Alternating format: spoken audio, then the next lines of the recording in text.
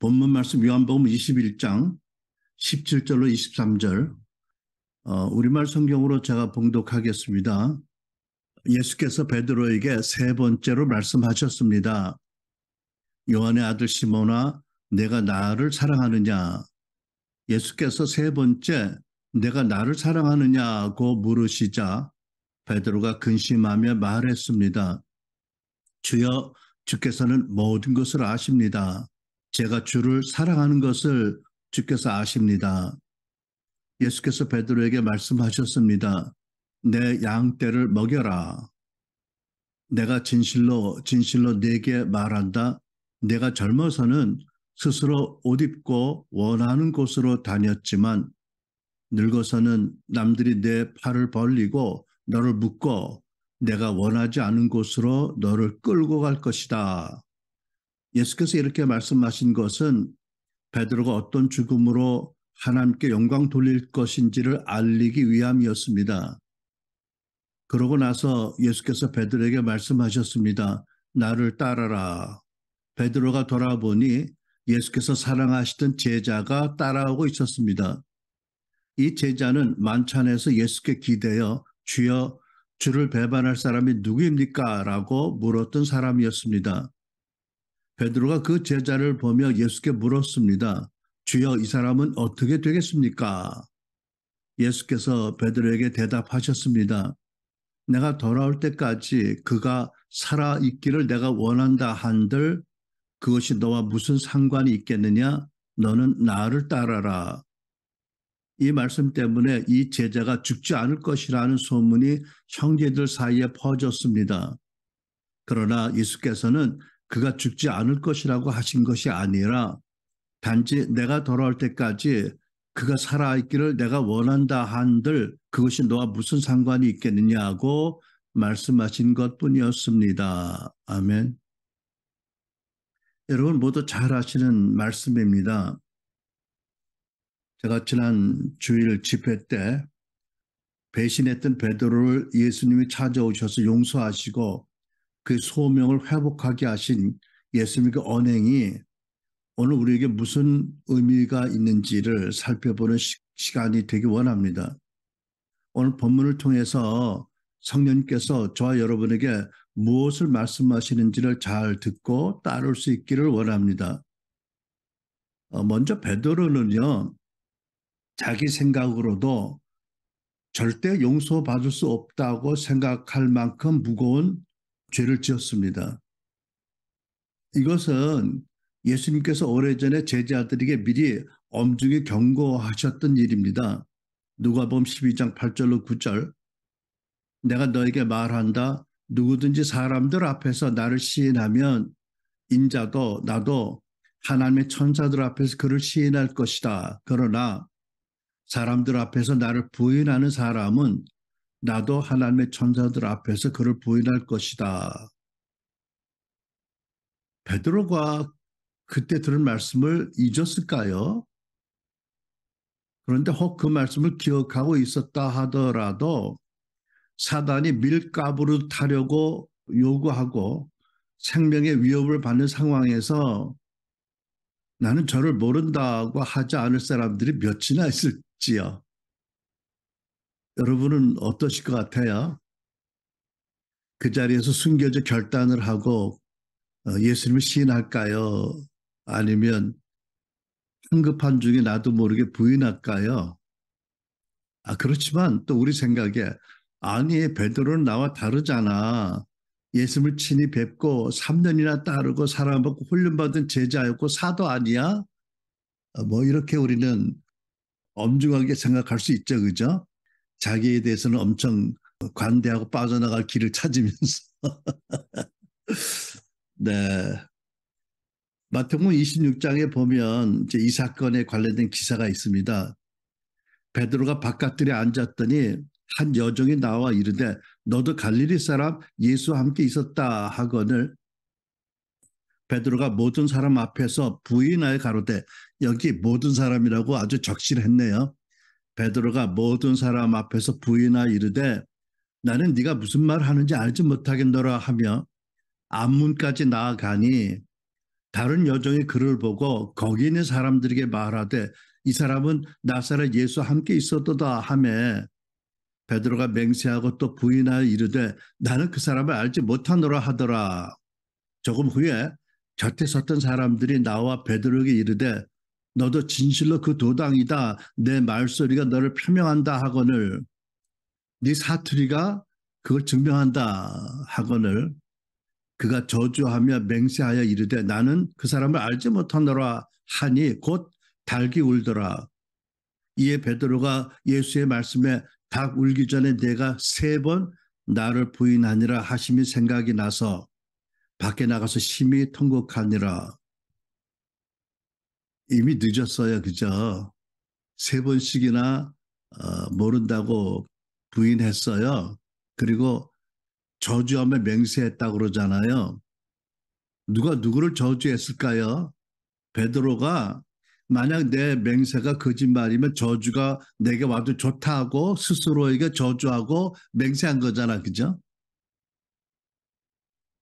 그 순간 생각해 보면 그 순간에 느낀 죽음의 위협을 당해서 살아남으려고 몸부림을 처참하게 친 것 같아요. 그죠?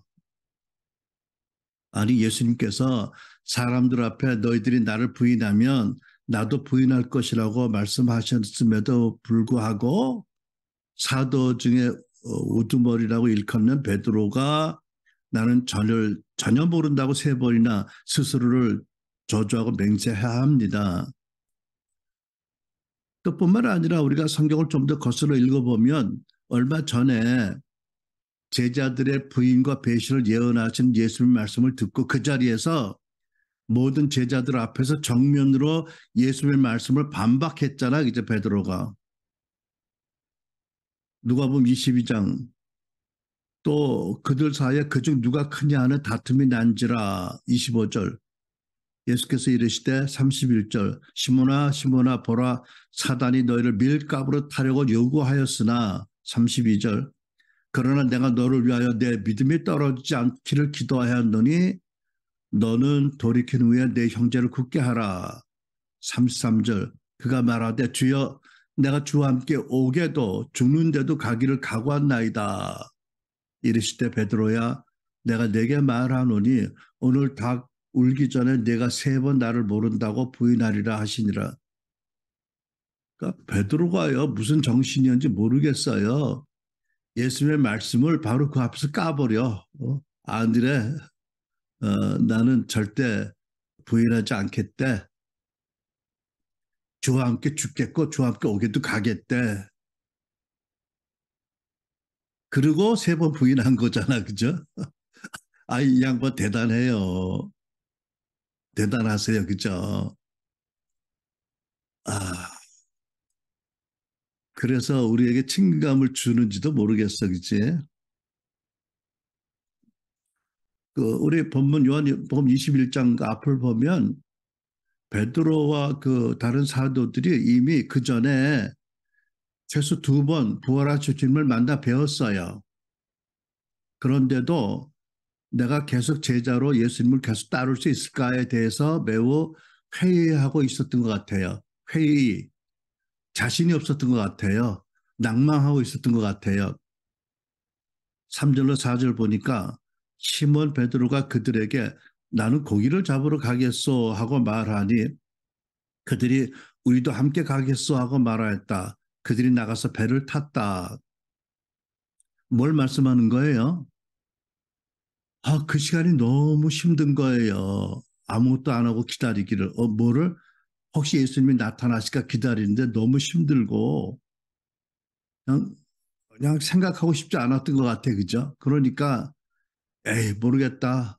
그냥 고기나 잡겠다. 이 말에는 혹시 아유, 예수님이 나를 안 불러주시면 용서 안 해주시면 나는 옛 생활로 돌아가겠다.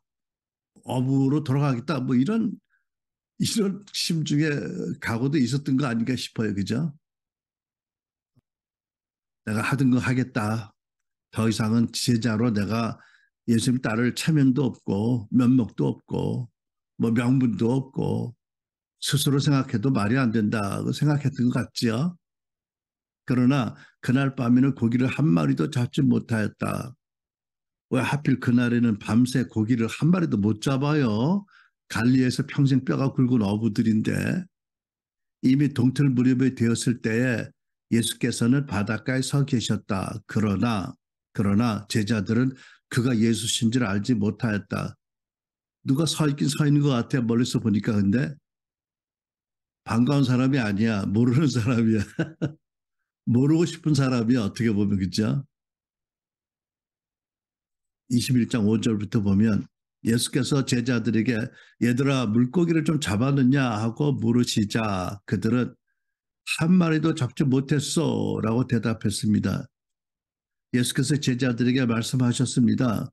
그물을 배 오른편에 던져보라. 그러면 물고기가 잡힐 것이다. 갈릴리 호수의 물이 너무 깨끗하고 맑아서 낮에 그물을 던지면 고기들이 그물 내려오는 걸 보고 다 피한대요. 그래서 밤에 던진대. 그런데 생각해 보면 예수신 줄 알지 못하고도 그물을 배 오른편에 던져보라. 그러면 물고기가 잡힐 것이다라는 누군가의 말씀을 듣고 순종하네요. 이거 보면 자기 직업의 어떤 프라이드나 이런 게 다 없어졌어 벌써. 그죠? 모든 걸 다 잃어버린 사람들이야. 그러니까 그냥 지푸라기 하나 잡는 심정으로 낯선 사람이 얘기하니까 상식이 안 맞는데도 그날 하룻밤 동안 경험이 안 맞는데도 그물을 던지네. 그죠? 이것도 좀 특이한 일이에요. 그죠? 당신이 뭘 알아? 우리가 갈릴리에서 평생을 고기 잡았는데 말이나 돼? 아니 밤새도록 얼마나 그물을 던졌는데 허탕졌는데 뭘 그물을 잡힌다고 그래? 뭐 이럴 수 있는데. 그죠? 그러니까는 뭐 모든 게 다 무너진 거야 이 사람들이 지금. 그냥 지푸라기도 하나 잡을 심정인 거야. 그죠? 낮아지고 깨어졌어요. 그죠? 아 이게 예수님의 음성이라고 듣고 한 게 아니라니까. 그냥 모르는 사람이 하는 말인데도 전문가인 어부들이 그 말을 따로 그만큼 처참하게 낮아진 거야. 그죠? 그 자부심으로 보면 그랬는데 제자들이 그물을 배 오른편에 던지자 물고기가 너무 많이 걸려 그물을 배 안으로 끌어올릴 수가 없었습니다. 터질 것 같이 많이 잡혔어요. 그죠? 이게 웬일이에요? 7절 예수께서 사랑하시는 제자가 누구죠? 요한이에요. 베드로에게 말했습니다. 주시다. 시몬 베드로는 주시다라는 말을 듣자마자 벗어두었던 겉옷을 몸에 걸치고 물러 뛰어들었습니다. 참 베드로는 참 특이한 사람이에요. 그죠? 배를 끌고 가면 되는데 하도 고기가 많이 잡혀서 배가 천천히 가니까 그 급한 성격에 그냥 물로 번쩍 뛰어들었어. 그런데도 또 옷을 챙겨 입어. 그지? 그래도 주님 앞에 최소한 또 몸은 가리려고 하여튼 참 재밌는 양반이세요. 풍덩 뛰어들어 막 헤엄쳐 나가는가 배보다 앞서서. 그죠? 8절 그러나 다른 제자들은 배를 탄 채 물고기가 가득한 그물을 끌면서 배를 저 육지로 나왔습니다. 배가 바닷가에서 한 200규빗, 한 60m 정도 밖에 떨어져 있지 않았기 때문입니다. 새벽에 어른어른 사람이 형체는 보더라도 정확히 못 볼 그런 상황이겠죠. 60m. 제자들이 육지에 도착해서 보니 숯불을 피워놓았는데 누가 피워놨을까요? 예수님이 친히. 그죠? 숯불을 피워놓으셨어요. 추우니까 특히 베드로가 얼마나 춥겠어. 덩덩 뛰어들어가지고 시험 쳐서 왔으니 남들은 젖지는 않았지.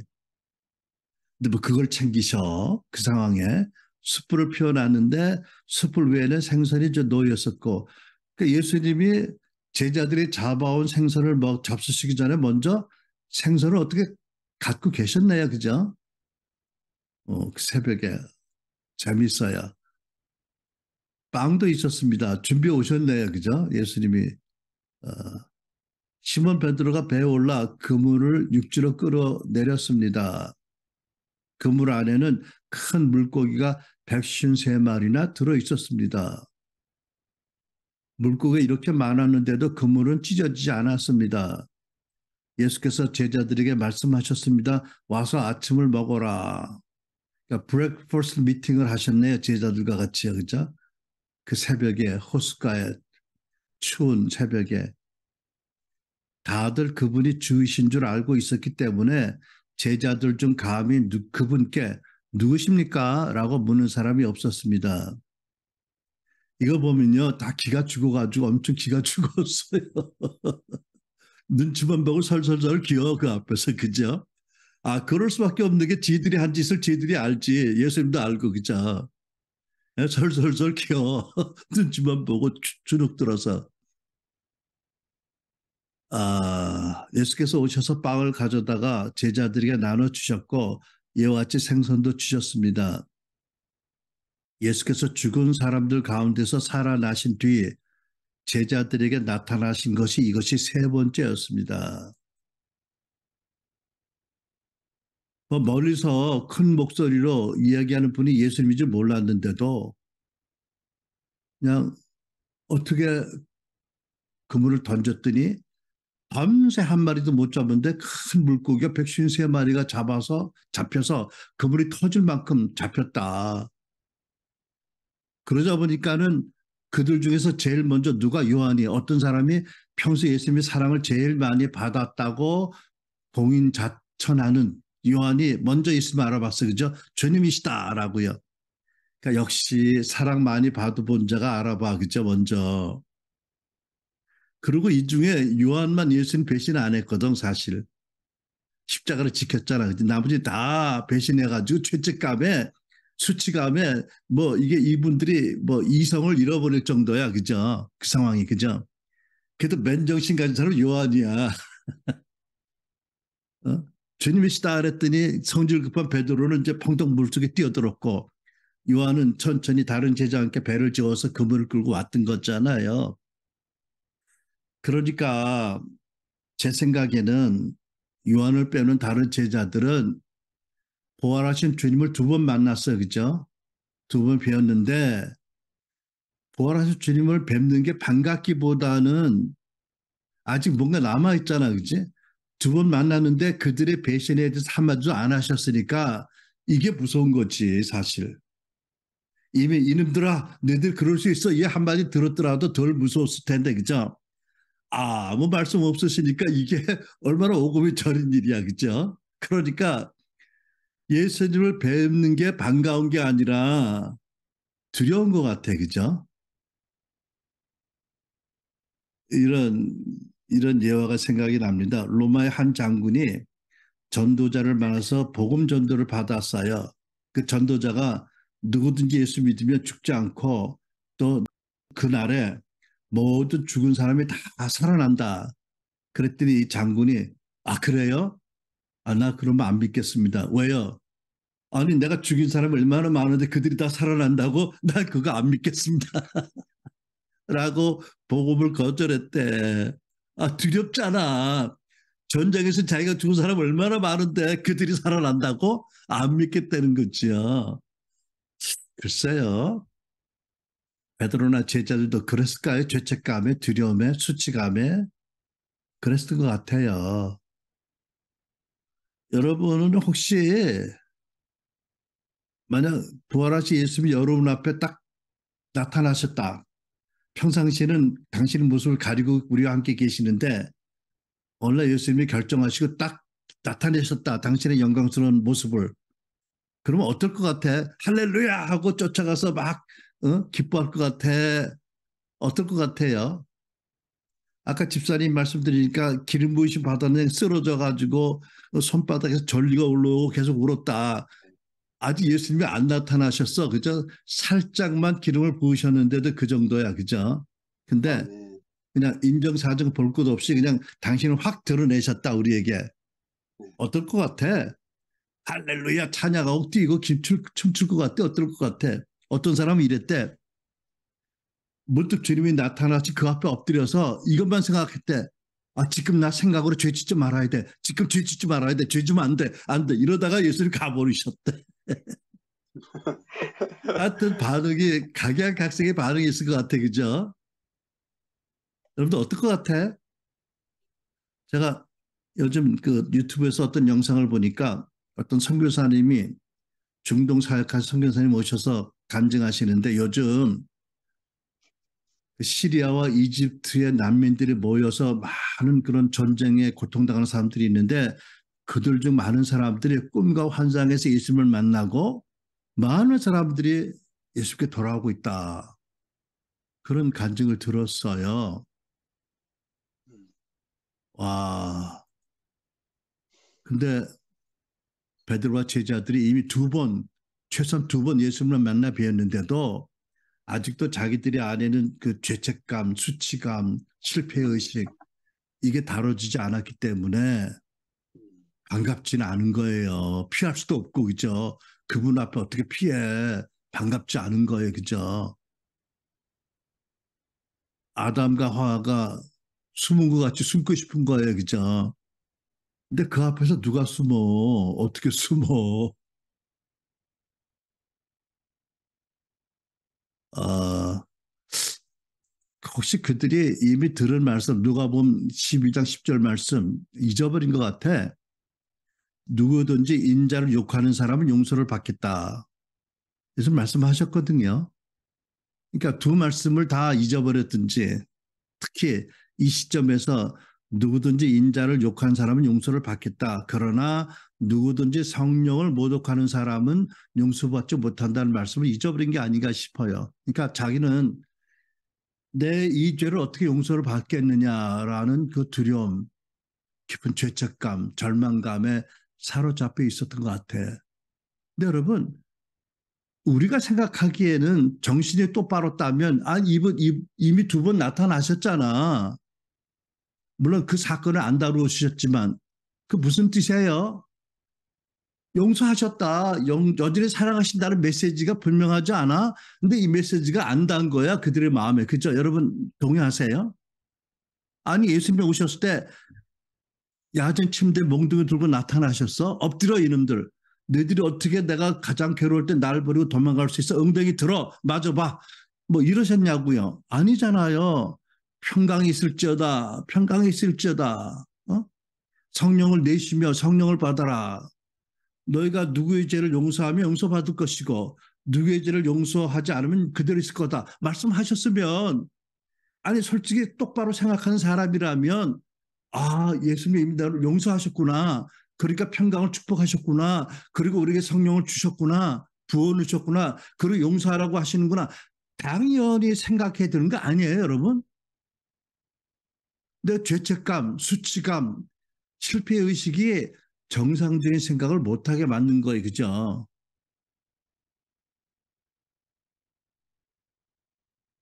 어, 요한복음 21장 15절로 17절입니다. 그들이 아침 식사를 끝마치자 예수께서 시몬 베드로에게 말씀하셨습니다. 요한의 아들 시몬아, 내가 이 사람들보다 나를 더 사랑하느냐? 왜? 저는 죽어도 오기 가치가 있고 죽어도 함께 죽겠다고 했으니까 특별히 베드로에게 물으시잖아. 네가 이 다른 제자보다 나를 더 사랑하느냐? 베드로가 말했습니다. 네, 주여, 제가 주를 사랑하는 것을 주께서 아십니다. 뻔뻔한 건 아니죠. 그래도 조금은 사랑함이 있다는 얘기죠. 그죠? 많지는 않은데 조금은 있다는 거죠. 예수께서 베드로에게 말씀하셨습니다. 내 어린 양떼를 먹여라. 예수께서 베드로에게 다시 말씀하셨습니다. 요한의 아들 시몬아, 내가 나를 사랑하느냐? 베드로가 예수께 대답했습니다. 네, 주여, 제가 주를 사랑하는 것을 주께서 아십니다. 알아달라는 거지요. 조금은 사랑하는 게 있지 않냐고. 알아주세요라고 간청하는 거지요. 예수께서 베드로에게 말씀하셨습니다. 내 양떼를 쳐라. 예수께서 베드로에게 세 번째로 말씀하셨습니다. 요한의 아들 시몬아, 내가 나를 사랑하느냐? 예수께서 세 번째, 내가 나를 사랑하느냐고 물으시자 베드로가 근심하며 주여, 주께서는 모든 것을 아십니다. 제가 주를 사랑하는 것을 주께서 아십니다. 예수께서 베드로에게 말씀하셨습니다. 내 양떼를 먹여라. 내가 진실로 진실로 네게 말한다. 내가 젊어서는 스스로 옷 입고 원하는 곳으로 다녔지만 늙어서는 남들이 내 팔을 벌리고 너를 묶어 내가 원하지 않은 곳으로 너를 끌고 갈 것이다. 19절 예수께서 이렇게 말씀하신 것은 베드로가 어떤 죽음으로 하나님께 영광 돌릴 것인지를 알리기 위함이었습니다. 그리고 나서 예수께서 베드로에게 말씀하셨습니다. 나를 따라라. 바른 성경 번역을 보니까 20절에 너는 나를 따라오너라 라고 기록했습니다. 근데 이 말씀은 원어 성경으로 보면 명령형, 현재형 동사로 쓰여졌습니다. 무슨 뜻이냐면 이제부터 계속 나를 따르라고 명령하신 뜻입니다. 여러분, 예수님이 세 번 부인한 베드로에게 세 번 물으셨고요. 베드로가 부인했던 그 환경이 생각나는 그 새벽에 그 추위 속에 사람들이 화토불을 주변에 들러있다가 베드로에게 너도 일당이지 할 때 아니라고 맹세했던 그 상황이 여실히 기억나게 하는 그 상황을 만드시고요. 그죠? 그리고 물으시고 세 번. 그리고 사명을 주셨잖아요. 그죠? 이미 예수님은 너희가 누구든지 용서하면 용서받을 것이고 누구든지 용서하지 않으면 그대로 있을 것이라 성령을 받아라고 하셨기 때문에 평강하라 하셨기 때문에 이미 용서하신 것을 충분히 나타내셨어요. 예수님은 베드로가 그걸 믿기를 원하신 거예요. 그죠? 그런데 여러분 그리고 나를 따라오더라고 분부하세요. 용서하신 거예요? 안 하신 거예요? 당연히 용서하셨죠. 아니, 예수님을 베드로가 부인하기 전에 이미 아셨고 이미 그때부터 용서하셨던 거예요. 그죠? 발을 닦아주실 때부터. 아니, 처음 베드로 보실 때는 몰랐을까? 그분이? 이 친구가 지가 잘난 척하고 전후의 시치를 받고 저 혼자 높은 척하다가 지가 제일 먼저 고꾸라지고 제일 심하게 고꾸라지고 그리고 그 어두움의 밤을 헤치고 결국은 나를 따라올 거다. 다 아시고도 하나도 내색하지 않고 사랑하셨잖아요. 그죠? 예수님의 용서는 이미 처음 부르실 때부터 아니 창세전부터 이미 작정된 거예요. 그죠? 그러면 여러분과 나는 어떨 것 같아? 여러분 너는 나를 따라오너라 하는 말씀이 꼭 베드로에게만 주셨을까요? 요한에게는 안 주셨을까요? 다른 제자들에게는 안 주셨을까요? 왜 안 주셨겠어요? 다 다른 걸 보면 다 주신 거예요. 그러면 이 말씀이 여러분은 안 주셨을까요? 왜 안 주셨어요? 졸려도 예배 드리는 거 보면 부르심 받은 존재라는 걸 말하잖아, 행동으로. 아닌가요, 여러분? 여러분도 여전히 죄책감과 수치감과 실패의식 때문에 주저주저하고 예수님 만나기 두려워하고 반갑기보다는 더 죄책감이 앞서고 이런가요? 그래서 못 따라가고 있나요? 여러분, 왜 우리에게 너를 나라 따라오느라고 하셨을까요? 먼저 내가 너를 사랑해. 내가 너를 사랑하기 때문에 네가 나를 따라주기 원해. 내가 네 죄를 십자가에서 다 용서했어. 또 나는 네가 필요해. 뭐 이런 여러 가지 복합적인 의미로 너는 나를 따라오너라고 하시지 않나요? 어떻게 생각하세요? 또 예수님을 따라가야 바짝 따라가야 다시는 마귀의 시험에 걸려서 나는 저를 모른다고 부인하지 않을 거 아니겠어요, 그죠? 예수님을 따라가는 것이 우리에게 지구의 거룩한 행복으로 충만케 하는 길이고 우리 인생이 가장 보람되는 거 아니겠어요, 그죠? 여러분, 전에는 우리가 잘못 생각해서 신학교 가서 안수 받아야 주의종이라고 생각했는데 우리가 더 이상 그렇게 안 믿잖아, 그죠? 우리 성도 운동을 하고 일터 사역을 믿어요. 어떤 직업을 가졌든 간에 우리는 모두가 다 예수님의 제자고 종이다. 우리가 부름받은 곳에서 예수님을 나타내고 또 우리가 부름받은 곳에서 우리 앞에 가시는 예수님을 따라가는 것이 우리의 본분이다. 우리의 삶이다, 생명이다라고 믿잖아요. 그죠? 우리가 어떤 사역을 하든지 어떤 일을 하든지 어떤 직업을 가졌든지 우리가 버스 운전을 하더라도 하나님이 주신 나의 부르심이 버스 운전이고 사람들을 안전하게 또 유쾌하게 옮겨주는 게 나의 사명이다. 라는 믿음으로 하나님께 영광을 돌리면 그게 그분이 훌륭하게 하나님을 부르시면 이루는 거라고 믿잖아, 그죠? 마시든지 먹든지 하나님을 믿고 감사하며 영광을 돌린다고 우리가 믿잖아요, 그죠? 그러면 너는 나를 따라오너라고 하신 말씀이 유독 베드로에게만 하셨나? 아니잖아요, 그죠? 베드로의 후배들인 어, 베드로의 후배? 그렇지.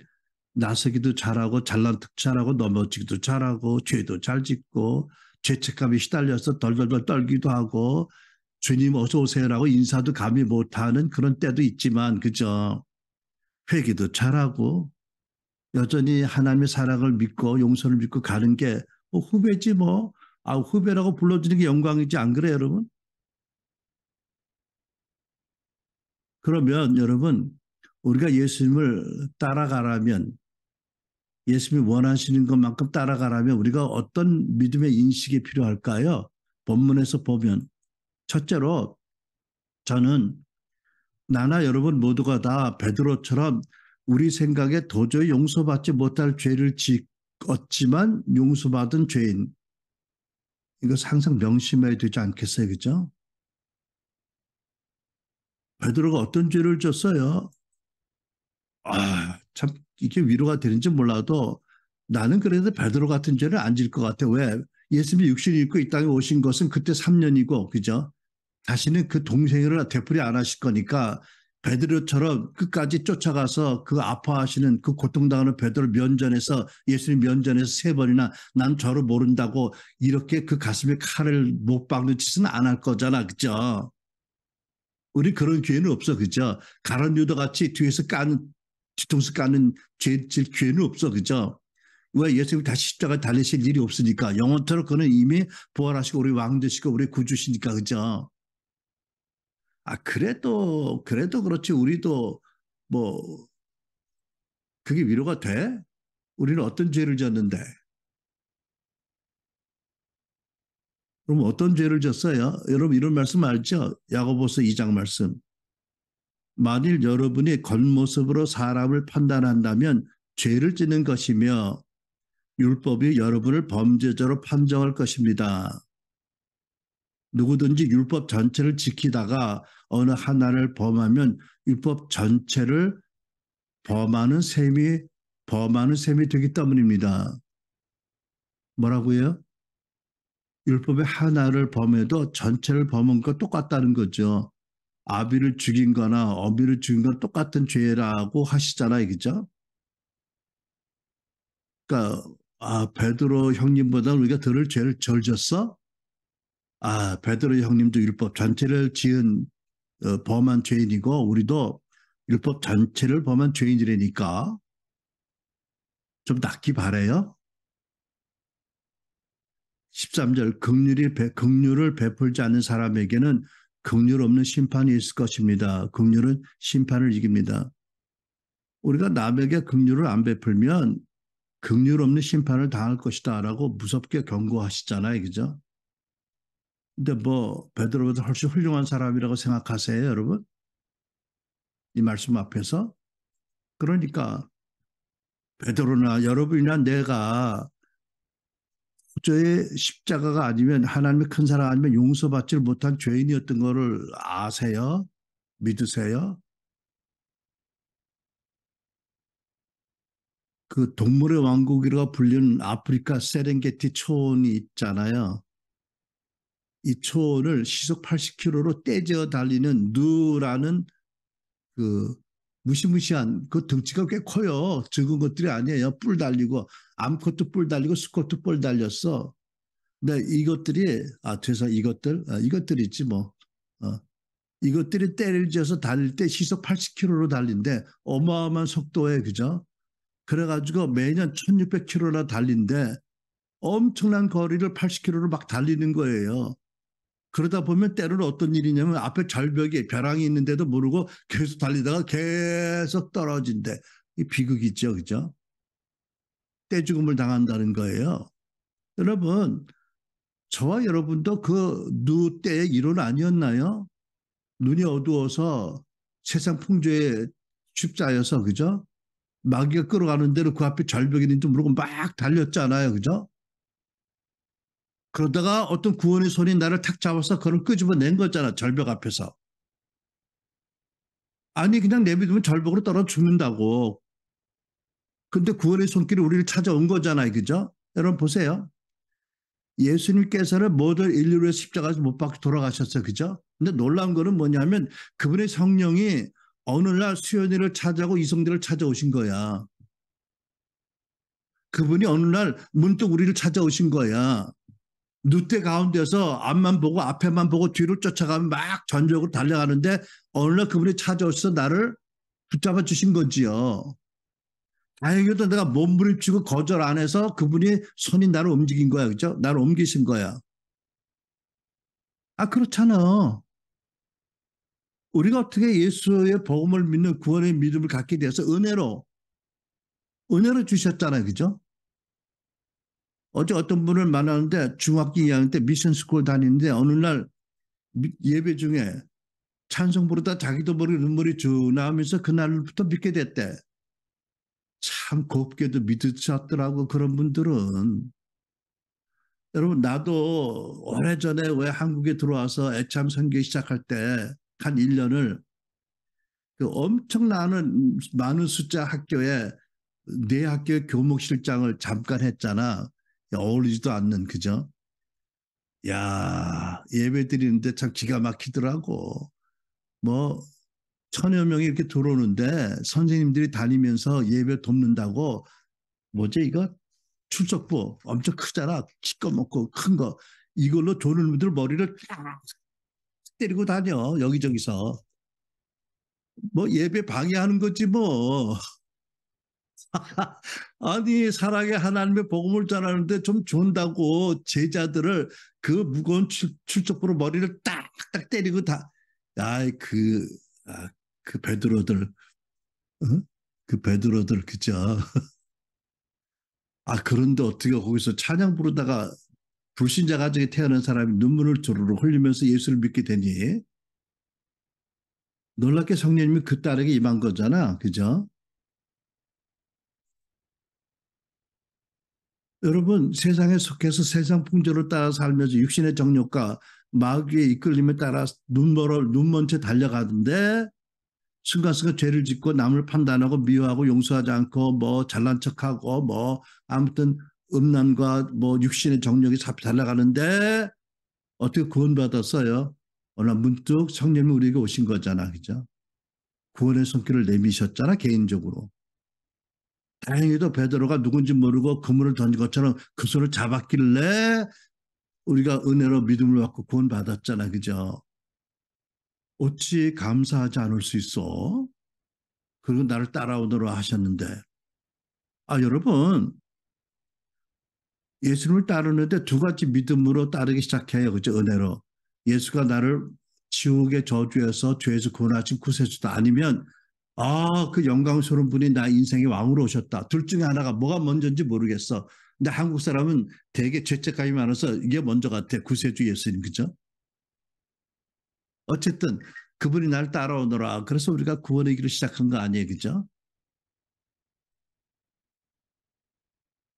그리고 우리가 정신을 차려보니까 그분이 하나님 아들이 나 대신 십자가에서 처절하게 고통당하고 저주당하고 형벌을 내 대신 받으셔서 그 형벌 받기 전에 로마 군인들이 휘두르는 무자비한 채찍에 맞아서 어마어마하게 찢어지고 살갗이 터지고 반죽음을 당하셨어. 근데 그게 나 때문이야. 그리고 모든 일을 위해서 죽으신 줄 알았는데 문득 나를 개인적으로 찾아오셔서 나를 구원하시고 따라오라고 하셔. 아니 이 진리를 깨닫는다면 여러분 어떻게 안 따라가겠어 그분을? 아니에요. 고마워요. 나를 용서해 구원해 고마운데 나는 내 길을 갈 거예요라고 감히 말할 사람이 어디 있어? 누가? 예수님 못 만난 거지 그러면 그죠? 아닌데 살다 보면 또 예수님 따라가다가 잠시 주저앉는 때도 있긴 있겠고요. 그죠? 잠시 예수님을 바라보지 않고 딴 것 바라보다가 새길로 빠지는 수도 있긴 있어. 근데 LA는 고속도로 타고 가다 새길로 잘못 빠져도 금방 따라와. 계획도시라서 뉴욕에 갔더니 한 번 잘못 빠지면 한 30분을 고속도로 헤매야 다시 돌아와. 야, 참 뉴욕에서 곁길로 빠지면 30분은 돌아다녀야 되더라고. LA는 토론토는 좀 더 계획도시라서 한 3분만 돌아가면 다시 돌아와. 어쨌든 멀리 돌아오든 바로 돌아오든 주저앉든 금방 돌아와. 그죠? 어떻게 성령님이 우리를 붙잡고 계시니까. 그죠? 뭐 그럴 수도 있어. 주저앉을 때도 있고 뒤돌아설 때도 있고 딴짓할 때도 있어. 하지만 명심할 게 뭐냐면 예수님이 이렇게 말씀하셨잖아요. 그게 너와 무슨 상관이 있느냐? 너는 나를 따라오너라고 하셨잖아요.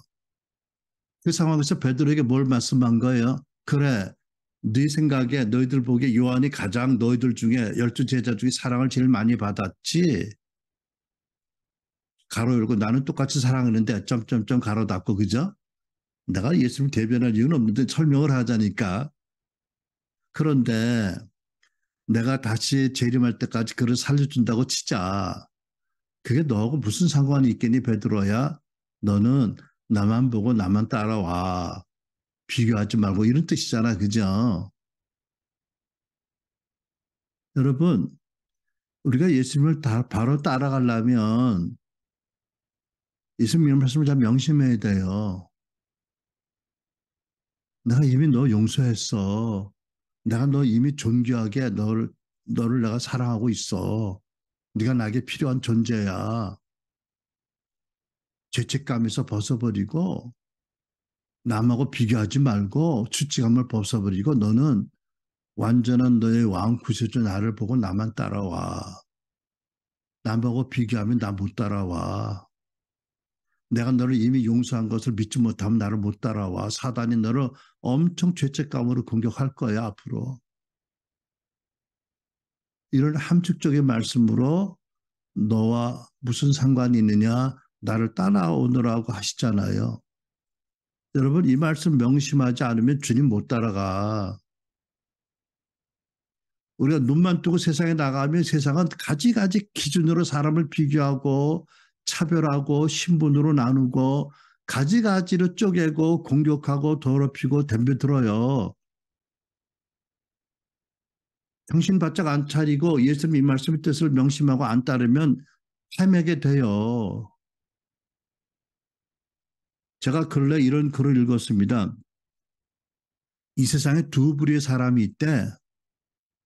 자존감이 낮은 사람과 자존감을 생각하지 않는 사람이 있대. 높은 게 아니야. 자존감이 낮은 사람이 있고 자존감을 생각하지 않는 사람이 있대. 난 거기다가 이 말을 좀 더 하고 싶어. 이 세상에는 두 부류의 사람이 있는데 죄책감에 눌려 사는 사람과 죄책감을 이기고 사는 사람이 있다. 이 세상에 두 부류의 사람들이 있는데 자존감이 낮은 사람과 자기 자존감을 생각하지 않는 사람이 있고 죄책감에 눌려 사는 사람이 있고 죄책감을 이기고 사는 사람이 있다. 죄책감이 심하고 자존감이 낮은 사람은 깨어있는 시간 동안 대부분을 타인과 자기를 비교하고 자기 어두운 과거에 몰두하고 있다. 그러면서 스스로에게 너는 왜 그 모양이니? 라고 채찍질을 마음에서 휘두르고 있다. 그리고 이렇게 썼습니다. 그래. 이런 사람들에게는 남들의 칭찬과 위로는 일회용 반창고일 뿐이래. 오히려 자꾸 칭찬과 위로를 받으면 불안감의 내성을 키우는 항생제가 된대. 그리고 이렇게 썼습니다. 이 신자는 아니고 이건 내가 가로 열고 신자의 죄책 가로 닫고 낮은 자존감은 감정의 문제가 아니라 지성의 문제래요. 생각의 문제래요. 감정이 아니라 생각의 문제래요. 그러니까 저는 그분의 말을 이렇게 풀고 싶어. 내가 인용한 지성의 문제라는 것은 지식이 많거나 이성적인 기능이 뛰어난 게 아니고 크리스찬으로서 복음을 따라 생각하는 능력이다. 제가 말씀드렸잖아요. 베드로와 제자들이 두 번 이미 세 번째 만나기 예수 뵀다고 두려워하지 말아라 평강했을지어다 평강이 있을지어다. 성령을 받으라 후 부어주시고 너희가 누구지를 용서하면 용서될 것이고 그대로는 그대로 있거라. 아니 심한 죄책감과 수치감과 실패의식이 안 잡혔다면 이미 알 수 있잖아. 아, 예수님이 이미 우리를 용서하셨구나. 그 성령을 또 부어주시는구나. 우리에게 용서하는 권세와 축복을 주셨구나. 할렐루야잖아. 그런데도요, 여전히 죄책감과 수치감과 실패의식에 잡혀서 예수님이 오셔도, 아니, 예수님 바로 앞에, 숯불 앞에서 만나도 누구신가 묻지도 못해. 쩔어서. 그러니까 이 사람들의 지성이 엉망진창이 된 거야, 그죠? 아니, 복음 안에서 바르게 생각하는 게 지성이라면 예수 믿고 10년, 20년 된 여러분과 내가 복음 안에 지성인이 돼야 되잖아, 그죠? 즉, 복음 안에서 바로 생각할 줄 알아야 되잖아, 그죠? 여러분, 예수께서 그러시잖아요. 너는 뒤를 돌아보지 말고 나를 배신했던 그 순간을 자꾸 돌이키지 말고 요한하고 너를 자꾸 비교하지 말고 그리고 너는 이미 너를 용서했고 너를 여전히 사랑하고 너를 존귀하게 부르는 나만을 따르라고 하시잖아요. 그렇죠? 여러분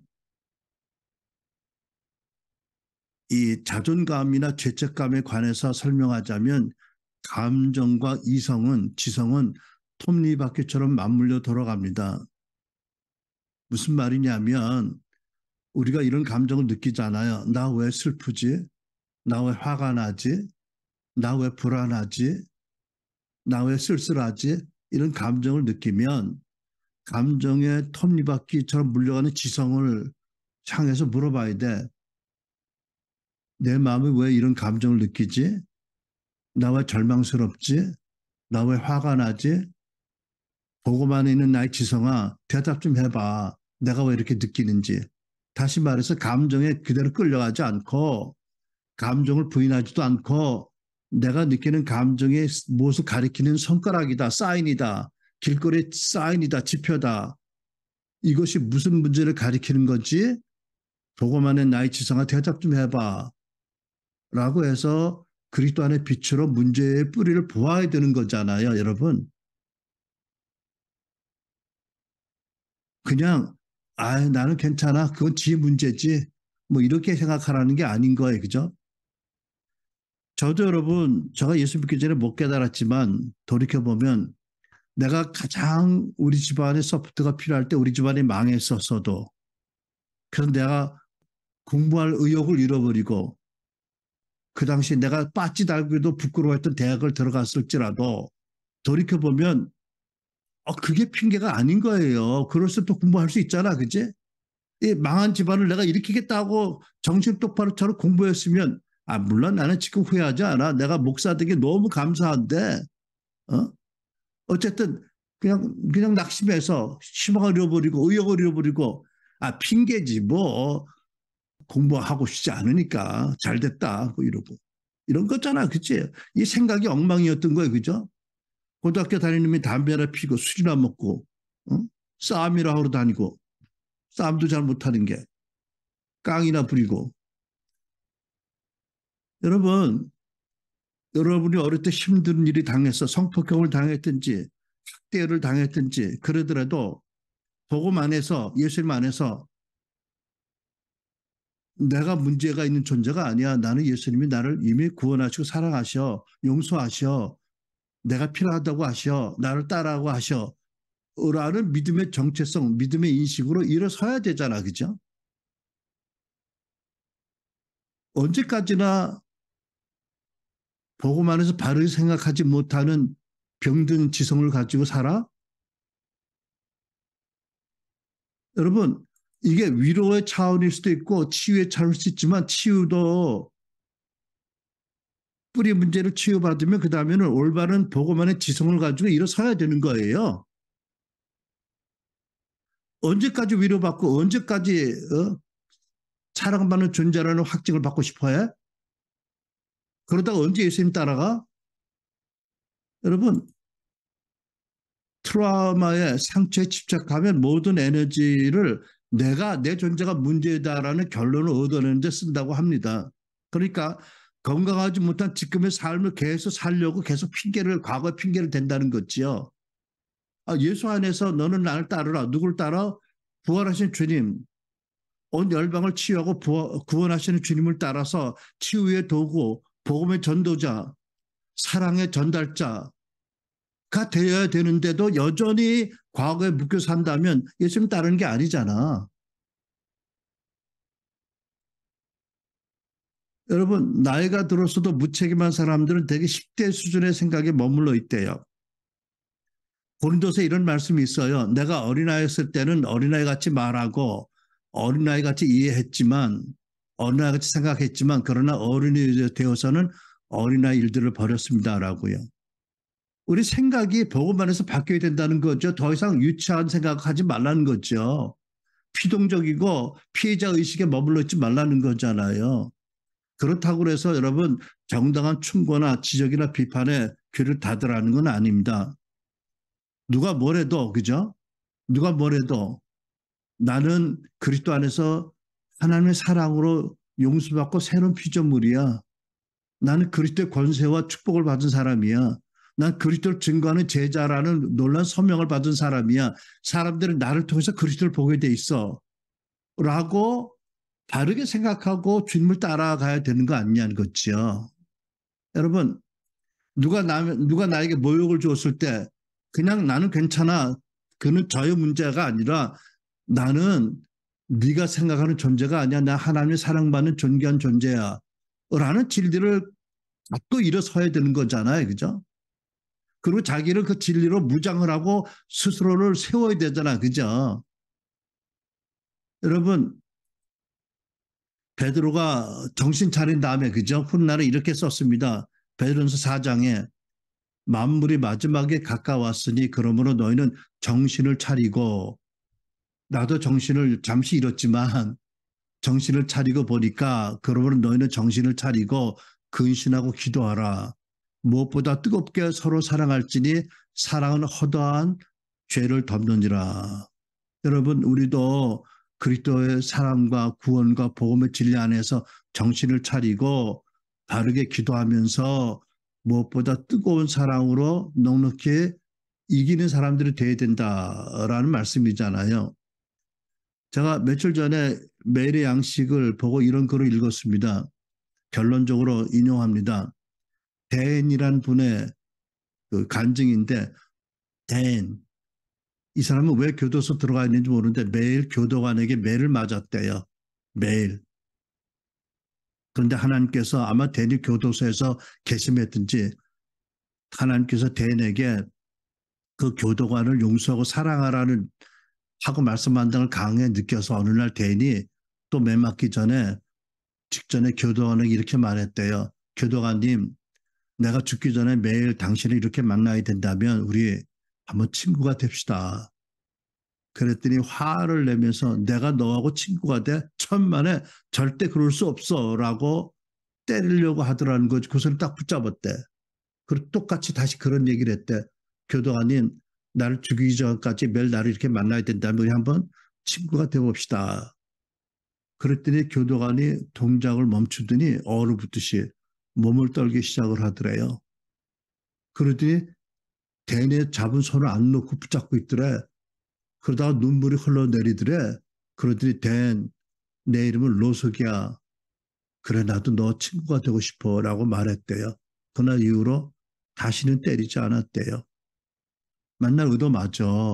하소연할 데도 없어. 얼마나 아프겠어. 얼마나 절망적이겠어. 언제 끝날지 누가 알아. 하나님께서 댄에게 내가 너를 사랑한 것 같이 너는 너를 구타하는 이 사람을 사랑하라고 하셔서 용기를 낸 거야. 그랬더니 어떻게 됐어? 그때 성령 역사하셔 그 흉악한 사람이 변화를 받았어요. 사랑이 어떻게 허다한 죄를 덮는다고요. 정신을 차리고 기도하고 정신을 차리고 생각하고 기도하고 여러분 댄같이 맨날 이유 없이 때리는 원수에게 친절을 베풀면 하나님의 능력으로 그 사람이 얼굴을 붉히고 눈물 흘리고 회개할 수 있다. 여러분의 원수가 누구예요? 누가 여러분을 매일 때려요? 어떤 사람입니까? 여러분의 과거의 어떤 경험입니까? 죄책감이에요? 어떻게 하라고요? 정신을 차리고 기도하고 그 사랑으로 극복하래요. 어떻게? 나를 따르라 하는 주님을 사랑하는 사랑으로 극복하라고 말씀하세요. 여러분, 우리는 죽음을 이기고 우리를 용서하시고 우리를 찾아오시고 구원하시고 사랑으로 부르신 예수님의 제자들입니다. 그러니까 우리는 최소한 내 인생을 책임지는 사람들입니다. 그렇죠? 어떻게? 예수님의 진리 안에서 또 내게 맡겨진 삶의 영역에 예수님을 대리하는 책임 있는 자리에 설 자들입니다. 더 이상 여러분 우리가 돌이킬 수 없는 과거의 아픔, 과거의 고통, 절망에 끌려가서는 안 되고 용서받을 수 없는 죄를 무서운 죄책감에서 어마어마한 수치감에서 실패의식에서 패배의식 우리를 구원하시고 나를 따르라 비교하지 말고 따르라고 하신 주님의 말씀에 따라서 주님을 따라 나아서는 여러분과 제가 되기 바랍니다. 여전히 우리에게는 도전이 있겠고 어려움이 있겠지만 댄처럼 그죠? 용기를 내어서 주님의 사랑을 고백하고 정신 차리고 기도하고 생각해서 행동할 때 우리가 넉넉히 이기는 자들로 부름받은 우리의 부르심을 감당하게 될 줄로 믿습니다. 나 같은 죄인을 위해서 십자가에 달리셨고 문득 나를 찾아오신 그분, 개인적으로 나를 따르라고 하신 그분, 모든 수치와 죄의식에서 씻어주시고 나는 너를 사랑해, 나는 내가 필요해 라고 따라오라고 하신 주님을 따르는 감격, 그 감격으로 왕 대신 그 이상하다고밖에 말할 수 없는 그 귀한 놀라운 왕 대신 주님을 따라가는 그 감사함으로 매일 찬송을 하면서 이기는 저와 여러분의 주를 바로 따르는 우리가 되기를 간절히 축원합니다. 아멘. 오늘 기도하기 전에 이 찬송하고 싶은 마음이 생겼습니다. 여러분, 제가 찬송을 올리겠습니다. 우리의 기도입니다. 이게 나오네요.